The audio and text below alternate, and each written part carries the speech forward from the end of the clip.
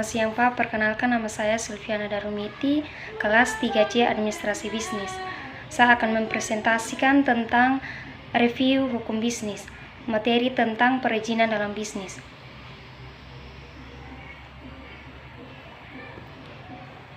Perizinan adalah suatu subjek yang tidak bisa terlepas dari suatu syarat administrasi. Perizinan itu sendiri telah banyak sekali yang mencakup, yaitu salah satu di dalam dunia bisnis. Perizinan sangat jelas memegang peranan penting, bahkan bisa dikatakan perizinan pertumbuhan dalam dunia bisnis ada dua hal yang saling berkaitan dalam suatu pengaturan perizinan yang membuat memiliki tujuan agar setiap usaha dapat dikendalikan dengan baik. Hukum perizinan adalah satu bidang dari hukum administrasi negara. Yang dimaksud dari administrasi negara adalah yang melakukan perbuatan atau usaha yang sifatnya sepihak yang berada di hukum publik yang berwenang. Macam perizinan dalam dunia bisnis. Yang pertama, SIUP atau Surat Izin Usaha Perdagangan. SIUP merupakan surat izin untuk dapat melaksanakan kegiatan usaha perdagangan. Perusahaan yang wajib memiliki SIUP adalah perusahaan menengah. Yang kedua, perizinan lembaga pembiayaan. Perizinan lembaga pembayaran merupakan suatu badan usaha yang melakukan kegiatan usaha yang melakukan kegiatan pembiayaan dalam penyediaan barang dan dana. Selanjutnya, materi tentang hak atas kekayaan intelektual.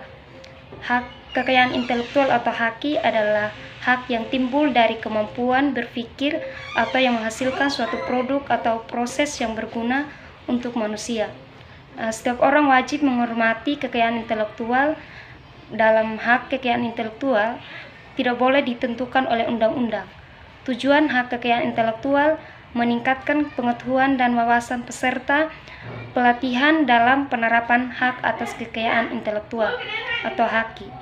Manfaat dalam hak kekayaan intelektual untuk memberikan perlindungan hukum sebagai insentif bagi pencipta, investor, dan desainer dengan memberikan hak khususnya untuk mengkomersialkan hasil dari kreativitasnya dengan menyampingkan sifat tradisional.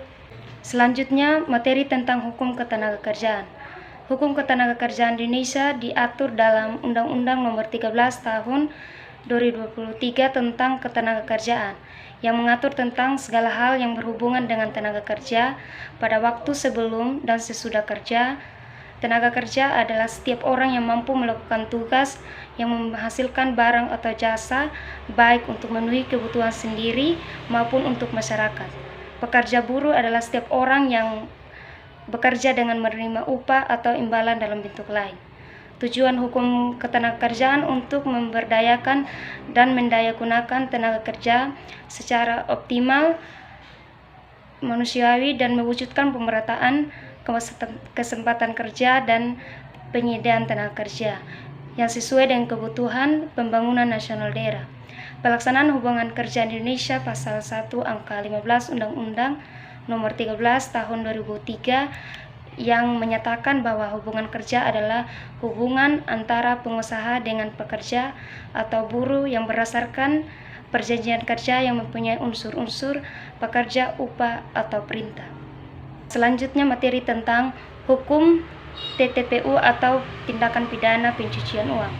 Pengertian tindak pidana pencucian uang adalah bahwa tindak pidana pencucian uang merupakan suatu bentuk kejahatan yang dilakukan baik oleh seseorang dan atau koperasi dengan sengaja menempatkan, mentransfer, mengalihkan, membelanjakan, membayar menit barang dan mengubah bentuk dan menukarkan dengan mata uang atau surat berharga.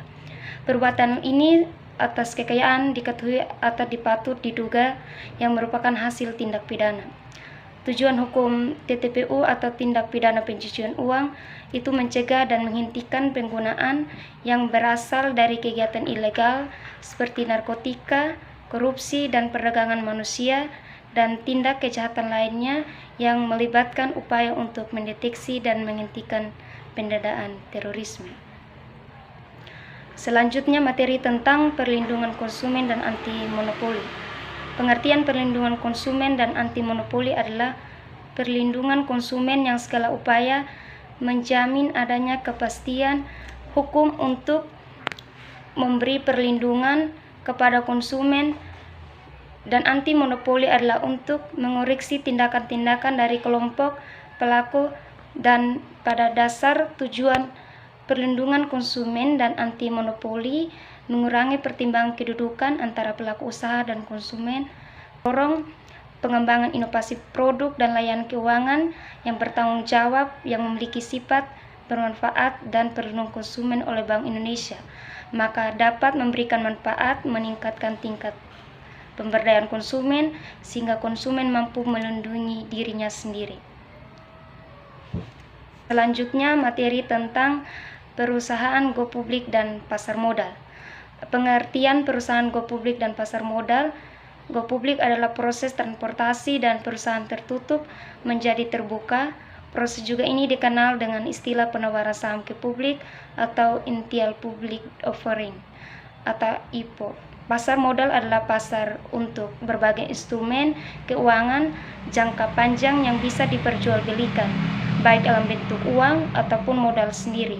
Tujuan pasar modal sebagai sarana pemerataan pendapatan setelah memberikan dividen, bagian dari keuntungan perusahaan kepada para pembeli pemilik. Oleh karena itu, penjualan saham melalui pasar modal dapat dianggap sebagai sarana pemerataan pendapatan. Nah, selanjutnya, pelaku pasar modal. Ada beberapa pelaku dalam pasar modal. Yang pertama, emiten, pemilik surat berharga yang ditertibkan pasar modal untuk mendapatkan modal dari investor. Yang selanjutnya, investor, pelaku usaha modal terpenting sebab menginvestasikan uang dalam berbagai produk pasar modal. Proses perusahaan go publik ada dua. Yang pertama, persiapan awal dan persiapan dokumen. Yang kedua, penyampaian permohonan perjanjian dan pendahuluan pencatatan saham ke BI. Sekian dari presentasi saya. Atas perhatian saya ucapkan limpah terima kasih.